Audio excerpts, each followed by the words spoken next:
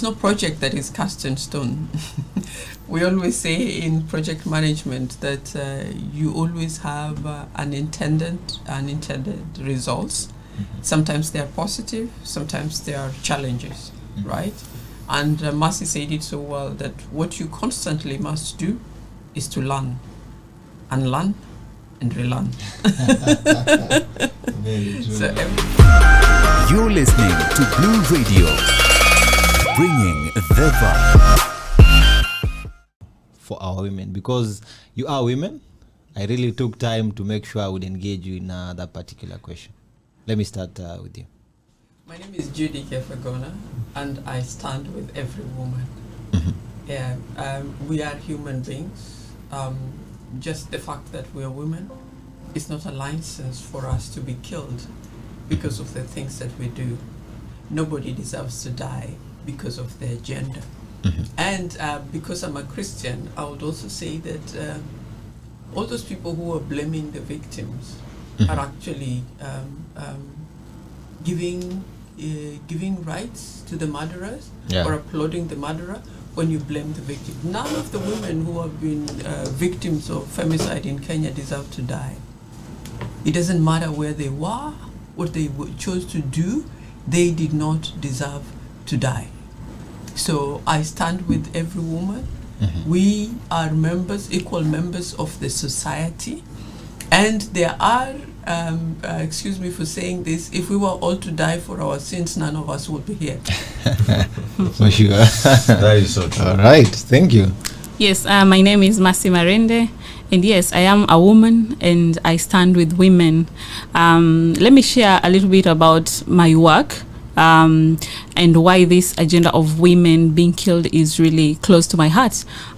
Everywhere we go and when we propagate the issue of women empowerment and the projects that are focusing on women and girls, I always get the question, why women and girls? Why not boys and men? Yes, and this is exactly the reason. The things that people are doing against women push us to still work with these women and empower them, because we need all these voices. We need their voices to come out. These are only the things that have been showcased out here in our radios, in our TVs and everywhere. But there are so many people, so many women still suffering in silence, not able to say anything. So yes, women empowerment, we are still going on hard. All right. I see you guys are quite passionate, which is very, very important. Thank you very much. Now I want us to switch gears into our morning conversation, and I'd like you to start us off nice and easy with what you do, because someone could be listening in. They've heard your names. My name is Judy. My name is Winnie, but they don't know what you really practice and what you do out there. I'd like to start with you, kindly. Thank you. Again, my name is Judy Kefagona. I work in the tourism space. My focus in the tourism space is to inspire the industry to move towards more responsible ways of doing tourism, more inclusive ways of doing tourism, more beneficial ways of doing tourism that contributes to well-being of the communities that live in tourism areas. I want tourism that respects the environment, that respects the culture of place and the people, and that creates equal opportunities for all in tourism destinations. In the lingua of where I work, we call that sustainable tourism. All right, nice. My name is Mercy Marende. I work for a local organization, NGO, Kwetu Training Center. It's located in Mtwapa, and we basically deal with community empowerment, but with a focus of sustainable environments. How can we get much out of our environment without depleting it? So my work basically revolves around engaging groups, community groups, ecosystem users. We call them ecosystem users because they are living in these environments, the oceans and the mangrove plantations, forest. This is where they live, and we engage them to give them the opportunities and the skills that they need to interact with harmoniously with the environment without depleting it for the future generations. Because right now, the issues of climate change, adaptation and mitigation are our core business at our organization, and we do a lot of trainings towards this. And also we've had the issue of human population, and so we are dealing with also social and economic issues that are affecting the populations in this area, and our projects revolve also around integrating conservation as well as social and economic empowerment projects. It's interesting you guys have talked about community, and part of what you do is about integrating culture into the whole aspect. How does the culture, in places like Mombasa, play a critical role in whatever you do? How do you bring, aspect of culture and tourism together to ensure that, the project is a success? Thank you very much. Your question will lead me to talk about a specific project that both Masi and I are involved in, and we are going to specifically focus on the component that we work with. So there's a Go Blue project called the Go Blue project. It's a project which is a result of the collaboration between the European Union and the government of Kenya to advance the blue economy through coastal development. And its overall objective is to unlock the opportunities that are in the blue economy. Now, this project has various components. The component that we're working with is tourism and cultural heritage. And one may ask, what is the link when people think about the blue economy? Most of the time they think about the water, but there's a link between land and sea. Yeah. The sea does not exist without the land. It requires the people on the land, the capacities of people in that land to be able to exploit those opportunities. And that is why it is important to build the capacities in all ways to exploit the opportunities presented by the blue economy. In our case, we are dealing and focusing on tourism and cultural heritage. You asked about heritage. The coast region is rich in heritage, but most of the time when you look at tourism literature that comes from the coast, you only see literature around the sand and the sea, which means it is the beach that is being sold. We talk about the coast, people just know about coming to the beaches, enjoying themselves in the beach, but you never get to hear about the stories and people of place in the coastal area. So this project that we're working with is trying to create awareness and build capacity of youth and women in the 6 coastal counties to develop products and services around culture and heritage that can be linked to the main tourism product, which is one of the opportunities for exploiting the blue economy. So to date, this program has supported 16 small businesses run by youth and women to develop tourism and cultural heritage products and services, and they vary. There are those who are doing things related to boat operations. There are those who are just promoting packaging and promoting their culture, revisiting their culture. There are those who are documenting the coastal cultures so that they can present them in form of film. So documenting the myths of the people, the livelihoods of the people, the histories of the coastal communities, so that they can be part of keeping that heritage going. We've got groups like organizations like Kwetu is one of the beneficiaries of this initiative, and Masi will talk a little bit more about what they're doing in this particular space. There are enterprises that are being supported that are owned by women groups, that are owned by youth, or just local groups that are found in the coastal region. So the rich heritage of the coast has not been shared with the world. If you come to Mombasa, people probably only know about Fort Jesus, right? Very true. If you go to Kilifi, they probably know about Gede ruins only. Yeah, they don't even know that.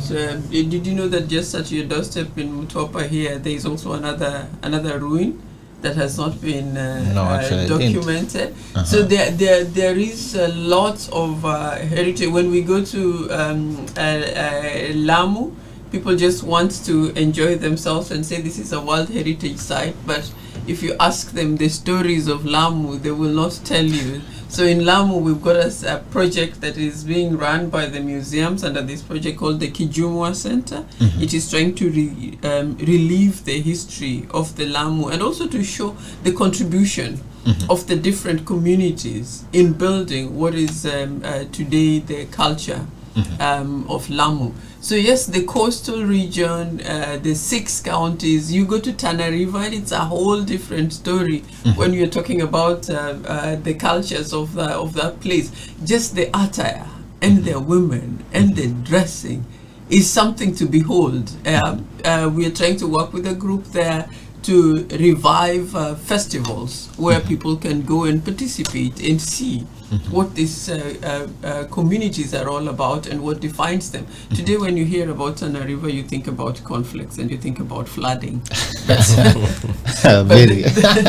They are more than conflicts and they are more than flooding. It's a community that is rich in culture and heritage.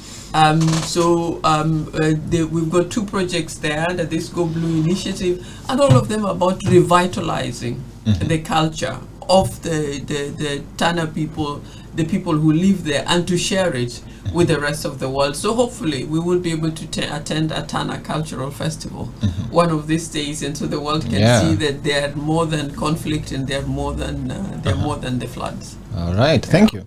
I'd like to bring Winnie into the conversation. There is a perception or a notion that people in Mombasa, are not learned. There is always that quote unquote belief that people are not educated or illiterate. What are you guys doing at Kwetu to bridge the gap of education, especially in the tourism sector? Because now you are working with communities. A tourist could come, maybe they're speaking French, they're speaking German, and they need the help of the local community. How do you ensure that the people you're working with are able to bridge that gap and help the tourists, and in that process make a living for themselves? Sure, thank you.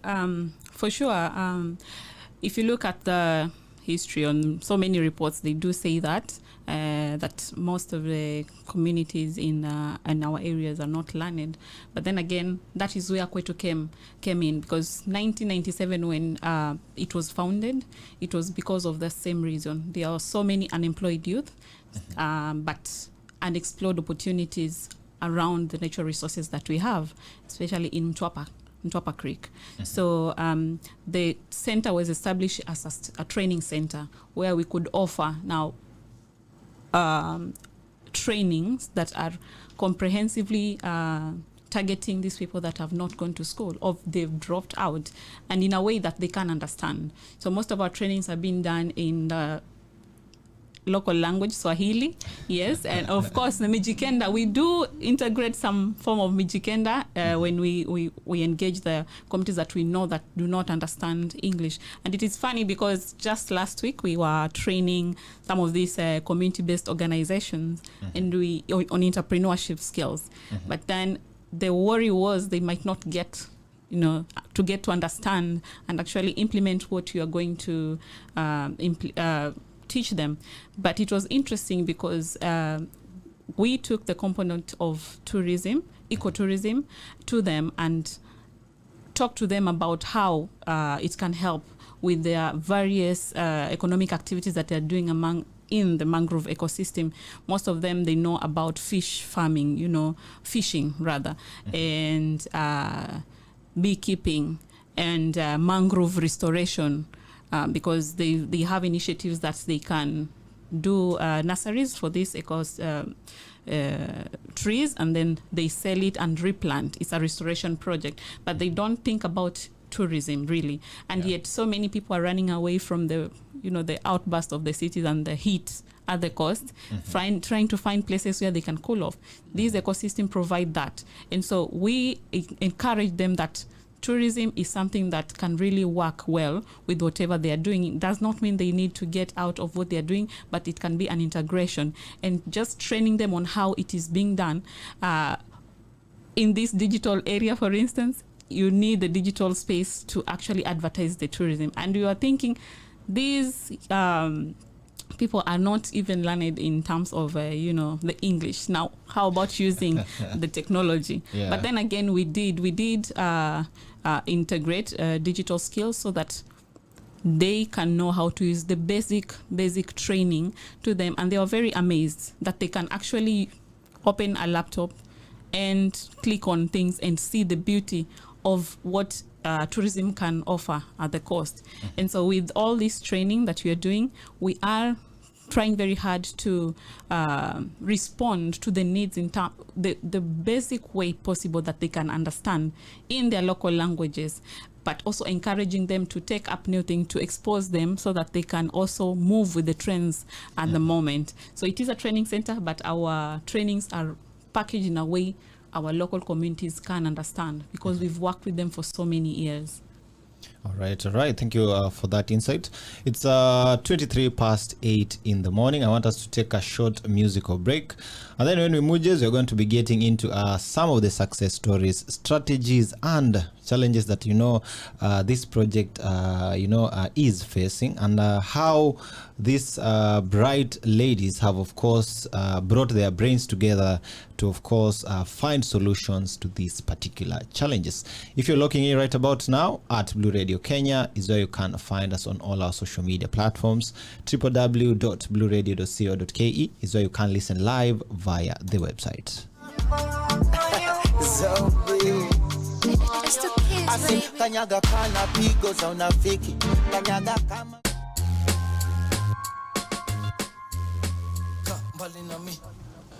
All right. Cardinali with his stance, bringing us to 8:30. You're looking in, Karibu to the Breakfast of Champions. We're chopping it nice and easy with Judy and Winnie, who are, of course, implementing the Go Blue project on the Mercy. Pardon me, Asante, thank you for the correction. And Mercy, who are implementing the Go Blue project on tourism and cultural heritage. Now we want to get into the success of this particular initiative. What are some of the stories? I'm inviting my colleague. Talking about the tourism and cultural heritage, I would like to for one of you to tell us that what are the key milestone strategies that are commonly employed in implementing tourism and cultural heritage components, and the primary challenges associated with the implementations. Thank you very much. You asked about the strategies that are employed, and I will highlight some of the strategies that we are employing in the tourism and cultural heritage component of the project that we are working with. First, I said earlier on that the focus has been on youth and women. It has been about building enterprises and creating employment in the long term. To do this, you must build capacities. You cannot exploit fully opportunities in any industry without building the capacity of those, we call them host communities, or the opportunity youth and women in those areas, so that they can exploit the blue economy, particularly in the area of tourism and cultural heritage. So one of the objectives of the tourism and cultural heritage component of this project has been to build capacity of youth and women. We have an output that looks at young men and women in particular. We call it the Ubuntu Leadership Program. About 196 youth from the 6 counties have benefited from this academy. They are not just leaders, but they're also entrepreneurs. We got some very good success stories, which we'll share, but right now let us talk about the strategies. So you must build capacity. You cannot provide people with an opportunity that they cannot engage with. And we know that for a long time, the host communities in the coast region have not participated in tourism because of their capacity. And if they have participated in tourism, their reward from tourism has been minimal because they were not skilled in that area. So you find a lot of them working in seasonal jobs in the tourism industry.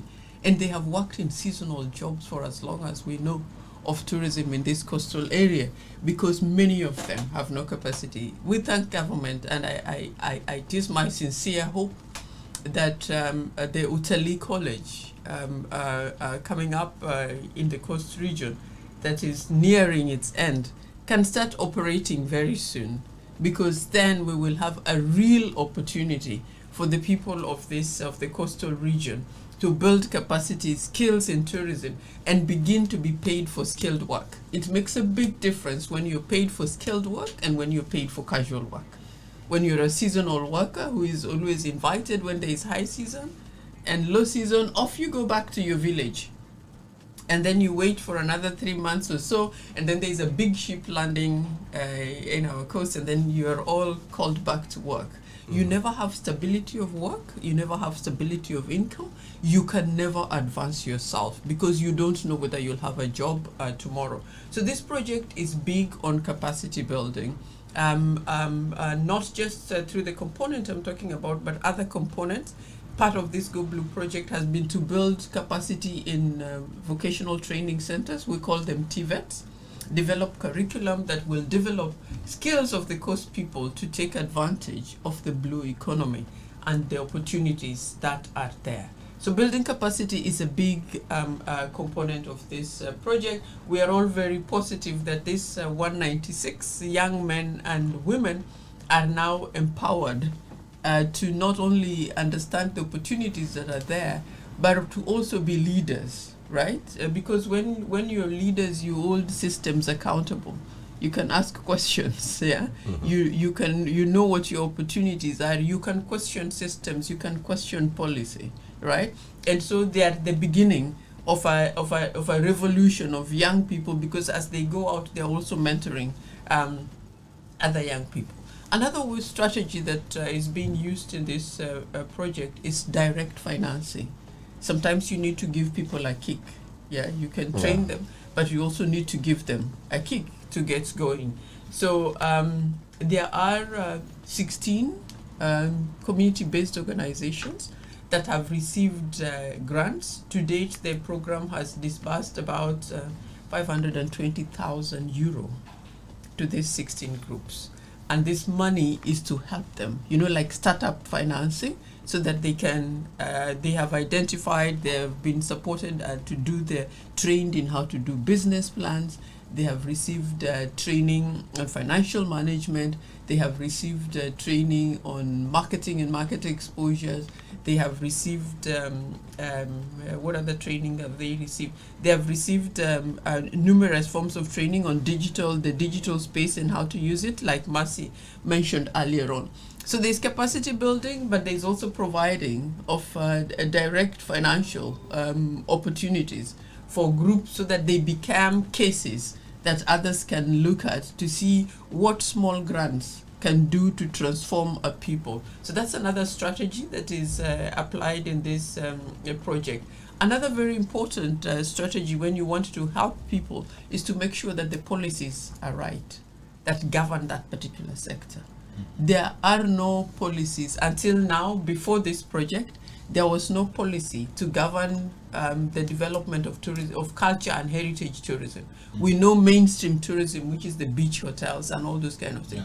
But there was no policy to guide the development of culture and heritage as a product that can be developed and competitively get into the market and provide opportunities for local people. So this project has supported, and last year I'm so proud that we launched the first blueprint for tourism and cultural heritage that covers the 6 coastal counties.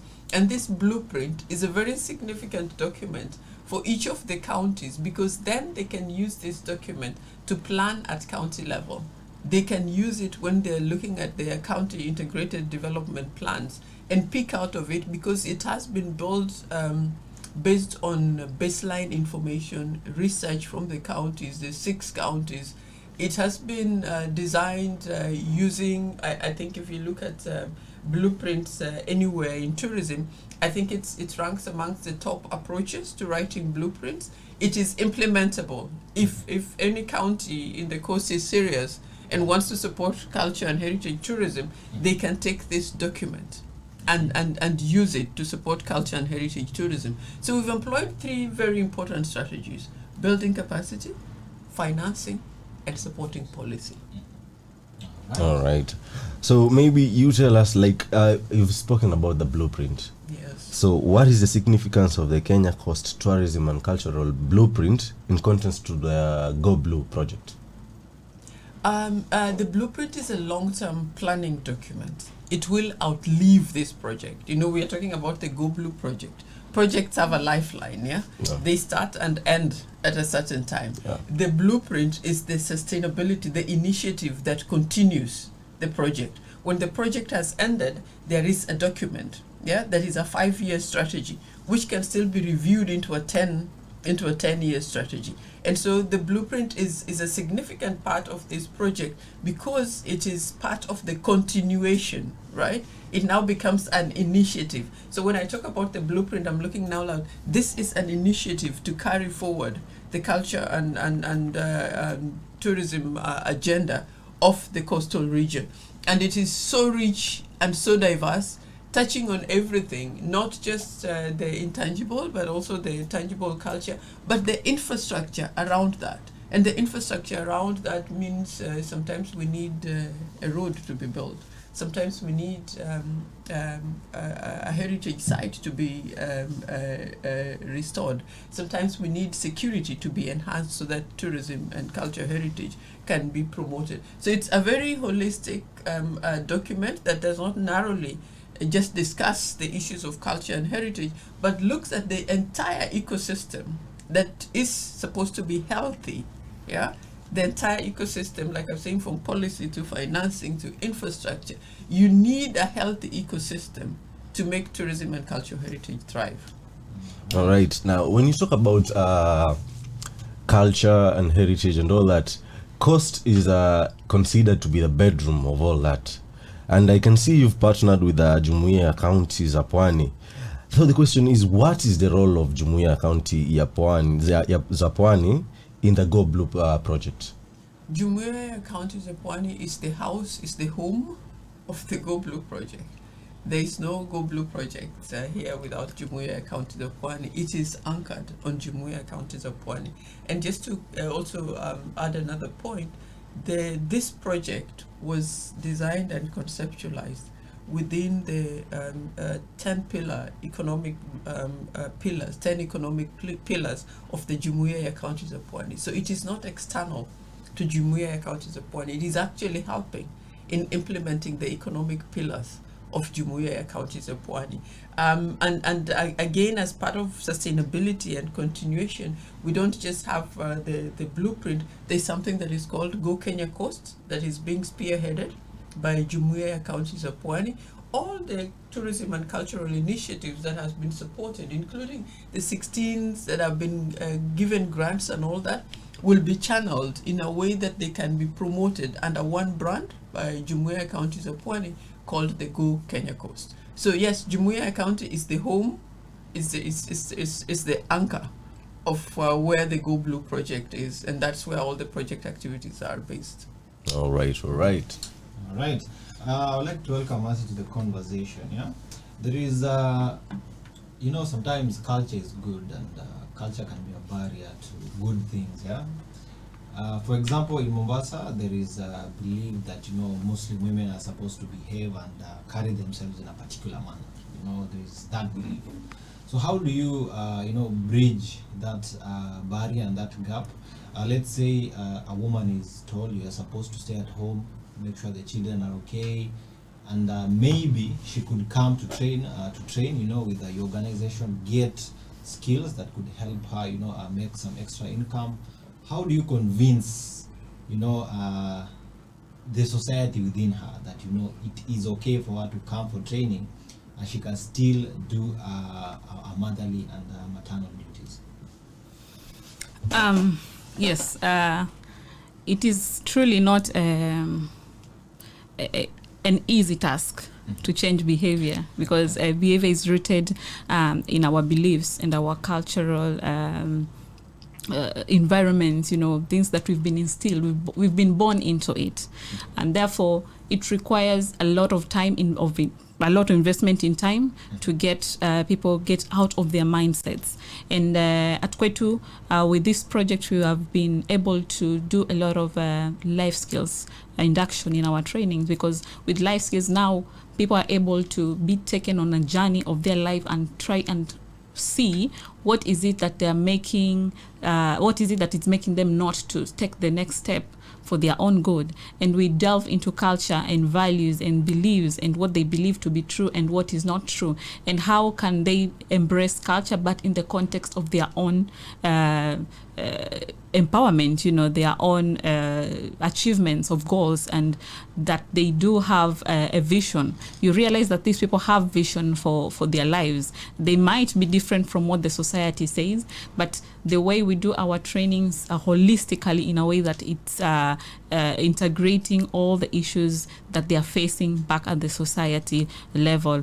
And so one of the model that has worked for Kwetu, we do what is called a demo kind of training way. So the organization is a demonstration site. It shows you practically what is possible. So when you come there, you are exposed to a different environment. It's not about the theory part of the work that you do, but it also showcases, like, this is the outcome of what you can get out of the initiatives that you take home. And with that, being a center that can showcase everything that we've done clearly, we are able to garner more interest and change of hearts from people. And of course, we are also doing a lot of communication and awareness to people of the success stories that we've had over the years, so that people can see the changes, even if the time is also some time a barrier, because it needs to take time. But then again, you do and reiterate every best practices you take forward, and you learn from them. The things that don't work, you leave behind. And we've been able to transform lives one time at a time for these 26 years that we've been there. 26 years? Yes. Wow, nice. That is actually very, very long. And a final question before we go on a break. How long has the project been in play or in action? The Go Blue project? Yes. Since 2021. Since 2021, so about 3 years or so, yeah? Yes. So since inception till date, obviously change is the only constant thing in life.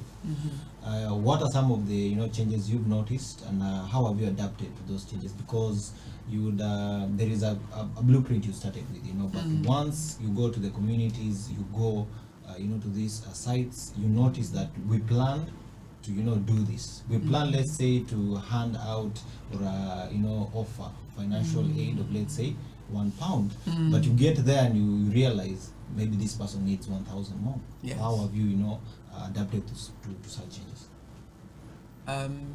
Probably I'll talk at the larger level, and Marcy can also contribute. There's no project that is cast in stone.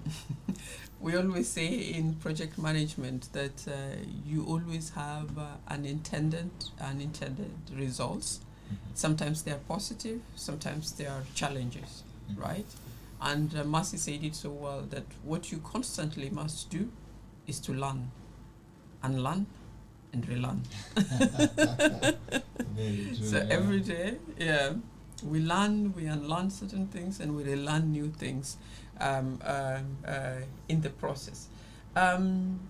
One of the main challenges that was faced by the tourism and cultural heritage component, which I must say is supported by Camões, the Portuguese development agency under this project, was even identifying and finding those 16 businesses. It was a tough process. And that tells you something, right? When you have an open call for proposals and you find it hard to find good, dependable business ideas to fund, then you already learn that you need to go a little bit backwards, further downwards. So the call for proposal for tourism and cultural heritage maybe should have started with some awareness creation, with some community mobilization. But the assumption was that because this place is rich in culture and heritage, there are groups out there that just need support, right? But it had to take a very long process. The project had to be, the start date had to be delayed, because even the applicants that were selected still needed to be handheld with little things like get your certificate of registration, get it updated, open a bank account, because you can't receive grants without a bank account. We can't give it to you via M-Pesa and all this kind of stuff. So the fact that groups and businesses are so informal, that was the first challenge. And so this project ended up with a burden of formalizing, getting to a certain extent of, okay, they meet this basic requirement, but for these ones, we will give them a chance. Provide this paper, provide these documents, and that therefore resulted in some delays.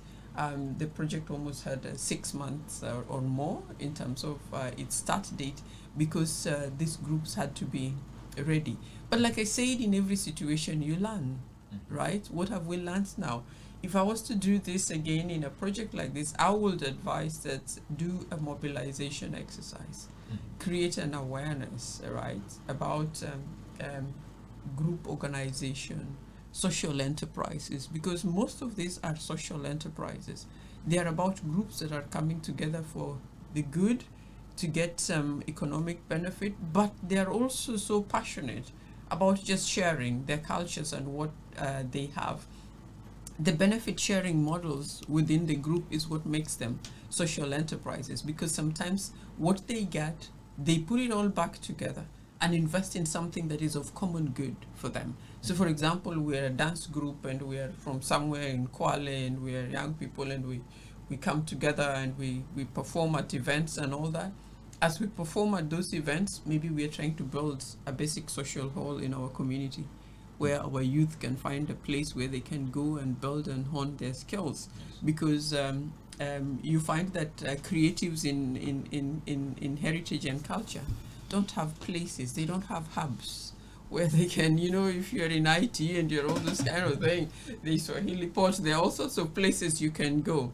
Yeah, so that was a big challenge, but now it's also a lesson that has been learned, that maybe going into certain places, you need to mobilize in advance, so that by the time you're doing a call for grants and all that, you have people who are groups of youth and women who are already so informed. And also so that the beneficiaries really are people who are grounded and come from that particular community or that particular place, right? You have to be intentional about that. We have learned that lesson in the course of this project. Another lesson that we are in the process of learning is working with these groups, the issues of financial management.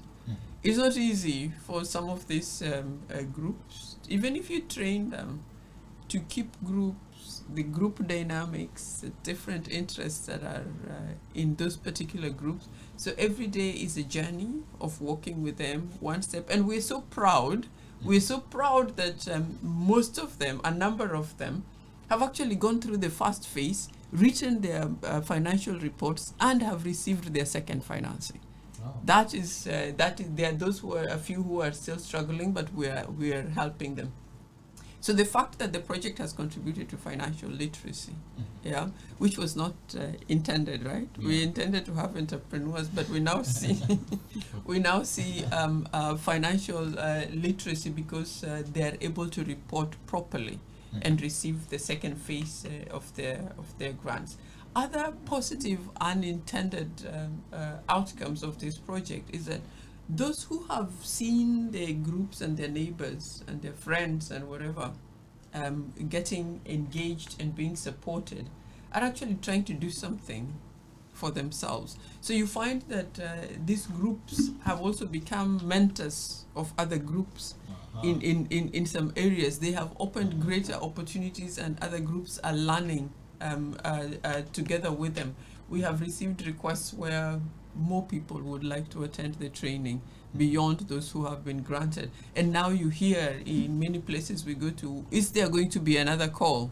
It's like, we are now ready. Yeah. How did we even miss this one? Is there going to be another call? So even that's just the awakening amongst the youth and the young women, and there's a lot of men in this project as well.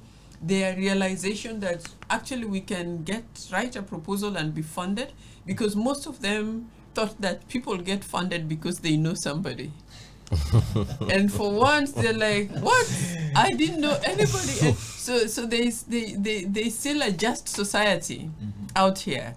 So it's promoting justice as well. So if I was to mention that, I would like to go on to the main SDGs that are promoted by this project. And one of them is peace, justice, sustainable development goal number 16, which talks about peace, justice, and strong institutions, right? Yeah. We want to return the faith and confidence that there is a just society, that you don't need to know anybody. There's a call like this, and you can apply and you can get your grants without being pushed by anyone. Another goal that's significant for us also is reduced inequalities.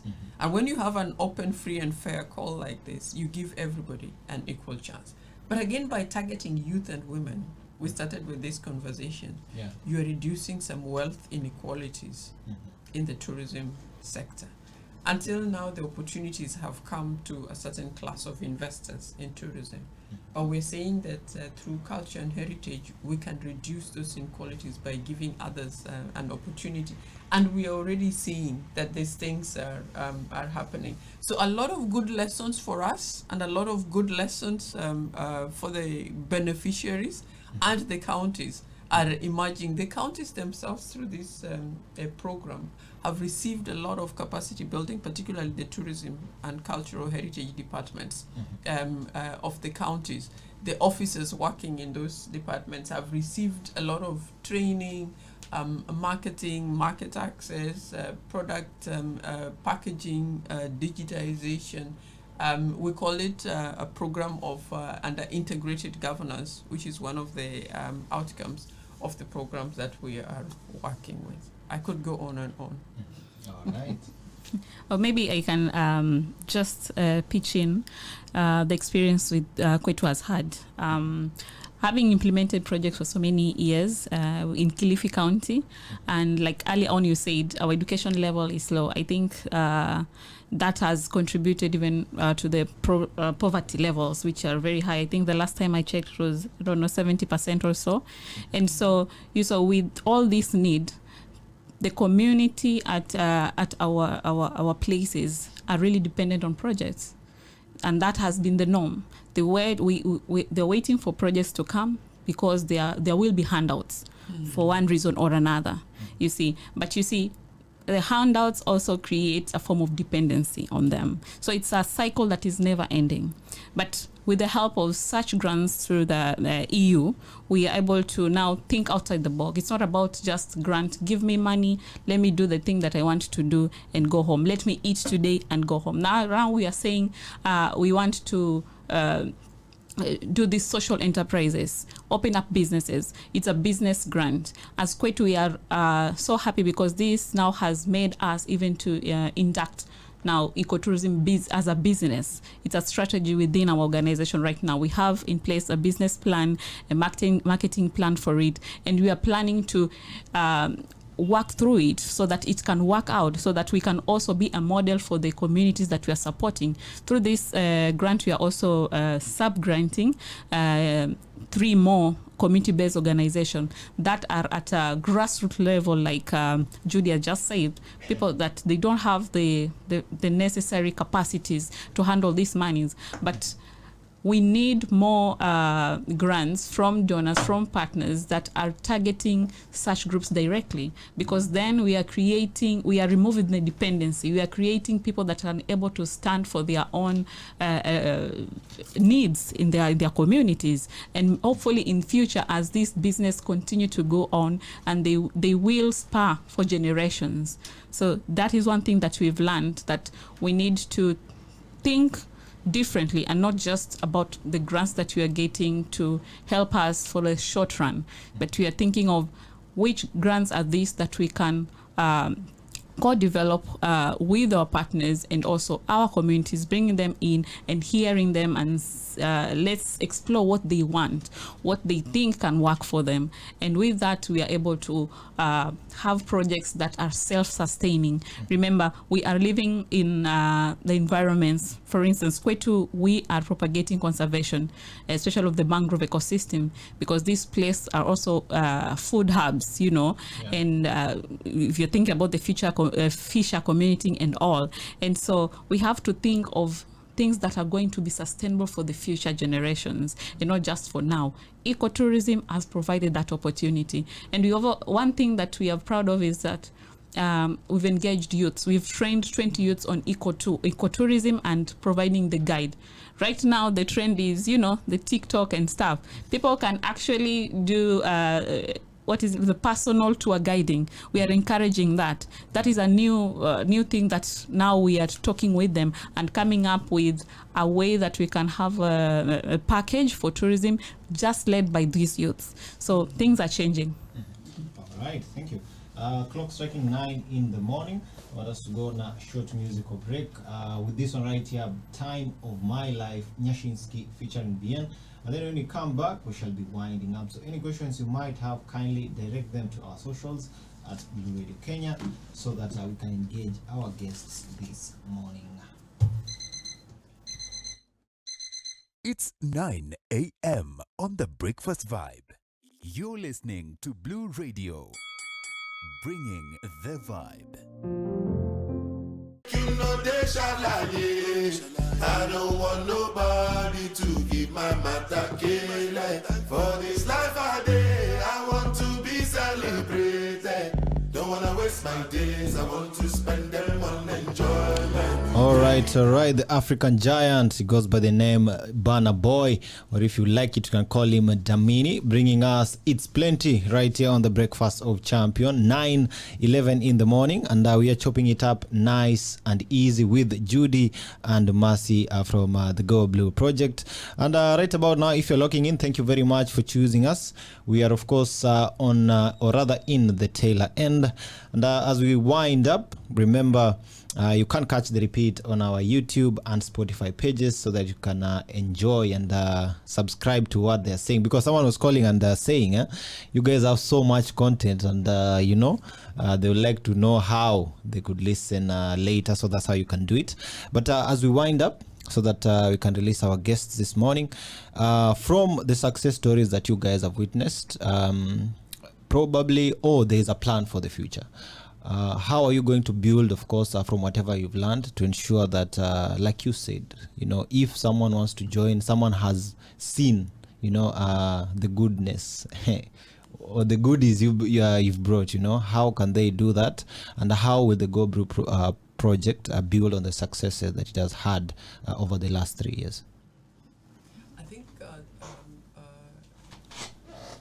the best thing with this project is that it is anchored on an institution that is based here at the coast. Mm-hmm. And therefore, Jumuiya ya County za Pwani is the plug for people at the coast. Jumuiya is working together with and on behalf of the 6 counties as a place where they incubate new ways of doing coastal development. They work with several partners. I personally am amazed, just having worked with them in this project, at how much the dream that they have. If only we would have many people believe in that dream and put some money in it. I I believe in what the CEO says. He says, Jumuiya ya Counties of Pwani is here to change the story. If you've talked to Dr. Emmanuel Zai, he always says, we're here to change the story, and Jumuiya ya County is changing the story. And this project, Go Blue, is just a seed. It's just one seed that has been planted. Yeah. There are several, and allow me to say that the field is wide and large. We need other people to plant in this field. And as we learn from these projects, we have also heard from, I'm happy to hear from Mercy, who's Kwetu is a beneficiary of the Go Blue project, that they have learned to do things differently. And I think if this Go Blue project can inspire new ways in the agencies, the 16 that have received the grants, the 196 youth that have been trained, the many more in the other projects, because we've got other partners in this project, and I would just like to mention that this project has got the Italian Development Corporation that is doing a lot of things around agriculture and fisheries. They're called AICS, AICS. We've got GIZ that was involved in a lot of capacity building, working with TVETs, creating curriculum. Entry levels for even that youth who left class 8 has an opportunity to go to a TVET and learn a technical skill that is related to the blue economy. And this is a great plus. There's no reason for those our youth sitting at home anymore and saying that I can't do it. I was so impressed when I went to the last presentation by GIZ. They have completed their implementation. And there was a lady who went through one of these training modules that have been introduced on boat making and boat repairs. She comes from Kilifi. And while all ladies were going for tourism and going for IT and going for whatever, she chose the unbeaten path and decided that she's going to go with men and learn how to do the boats. And now, together with some other few young men, they've got a boat repairs workshop in the boatyard in Kilifi. And she's proudly looking for other opportunities to build herself further in this particular area. And this is the significance of entry points. Sometimes what people need is just an entry point. They're not as useless as they look, right? Yeah. And so in this project, we have moved away from calling them vulnerable youth and vulnerable. They are not vulnerable. We're actually calling them opportunity youth. They are just waiting for the opportunity. Yeah. They are not vulnerable. They are opportunity youth and opportunity women waiting for interventions like this to give them an opportunity. So the entry levels and the things like the curriculums that have been developed, and there are also curriculums in tourism that have been developed through GIZ and their partner Sote Hub that will continue this project. So youth, this opportunity youth, now they just gotta be channeled all this energy into these learning programs that will give them an entry point into the marketplace. So the tools and the instruments that have been developed through this program, the training curriculums, the capacity building, the grant investment, the leadership training, all this is what this project leaves behind. And if you ask me, this project has created a conveyor belt. It is moving, right? Yeah. It is moving, and the good thing is that there is a base, which is the Jumuiya ya Counties of Pwani, that will constantly carry this. Unlike many other projects that go into areas, they come as and come with everything. I call it in my development language hit and run development. You come and do the things that you want to do, and you finish and you go away and leave nothing behind. But this one is totally different. I would invite anyone who wants to know about this project to go to the Jumuiya Counties, the Pwani offices, and look at the opportunities that have been created by this project. The areas where there is Italians, like I've said, there's GIZ, there's the Portuguese Development Corporation, Camões, which is directly implementing the tourism and cultural heritage. We've got expertise, France, that are doing maritime security, training coast guards. There's a big opportunity for all our beach operators. I respect them. I don't call them beach boys. They are beach operators. They are trying to integrate themselves in tourism.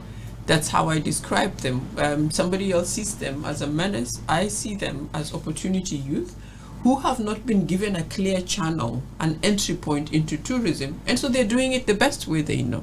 Right? By showing up there and doing something for themselves, right? But they are just opportunity youth that then need to be given a platform. And I think through some of the work that is being done by Expertise France, some of them might find themselves as coast guards because they're working very closely, expertise with the Maritime Authority. Then we've got a lot of land and sea planning being done by UN Habitat and UN. And so you have got counties like Tana River and Lamu that are going to be probably in the long term, we are not going to see the threats that we are so afraid of, the impacts of climate change. But you see an integration between land and sea planning, again, to unlock the opportunities for the coastal regions. Then, of course, we have the counties that are part of this through Jumuiya counties of Pwani. So this project for me is a good example of how to anchor a development project in existing systems and existing institutions, right? Other than coming and setting up things for yourself, and then when you finish, you pack up and you leave without leaving anything on the ground. So when Kwetu is a beneficiary of the Go Blue project, Kwetu has been here 27 years. You know that if you invest something in them, they will invest it back in the community. They're not here today and gone tomorrow. And this for me was a very, very sustainable strategy for this Go Blue project, to build capacity of existing institutions, to work with existing institutions, to work with existing governance structures, even through the counties, to make sure that something like the blueprint, it is not a product of the Go Blue project and then we pack it and the project packs it and leaves with it. Every county owns it. They now have a reference point. Like I said earlier on, they will work with it for a long time. And so I think the project, when it comes to an end, will leave behind strong institutions, documentation, capacities of institutions that are built in public and private sector and also in community organizations to continue to advance the opportunities of the blue economy. All right. Before we wrap it up, in the beginning of the interview, you talked about United Nations agencies that are partnering with you. So I would like to know, which United Nations agencies are implementing the Go Blue project? We've got, in particular, UN Habitat and UNEP. Like I said, they are working with land and sea planning opportunities. All right. All right. Mercy, any final statements from you as we wind up? Yes, of course. I just want to take this opportunity to welcome each and every person listening in to visit us at Kwetu Training Center. We are located in Mtwapa. Come and experience ecotourism with us. But for a course, when you come, you support us to enhance livelihoods of the communities around that area. You are helping us manage the natural resources around that area, Mtwapa Creek, and you are also helping to mitigate the environment in this climate change issue. So, karibu Kwetu. All right. Thank you very much. As we wind up, remember you can catch the repeat on our YouTube page and Spotify page as well. You can get to relive the experience one more time or as many times as you wish to. That is at Blue Radio Kenya on all social media platforms. We are going to leave this conversation here, but it doesn't stop here. au sio? Bado tunaendelea na the conversation. Na kwa nzuri tena sana till we are coming back of course with the AFCON review as well as the Blue Economy feature in a few minutes, so stick around. Playing you the best of East Africa urban music. This is Blue Radio. Oh, baby, can I have a dance? No go for my dance. Baby, can I have a dance? Can I have a dance? Tell me friends are watching me.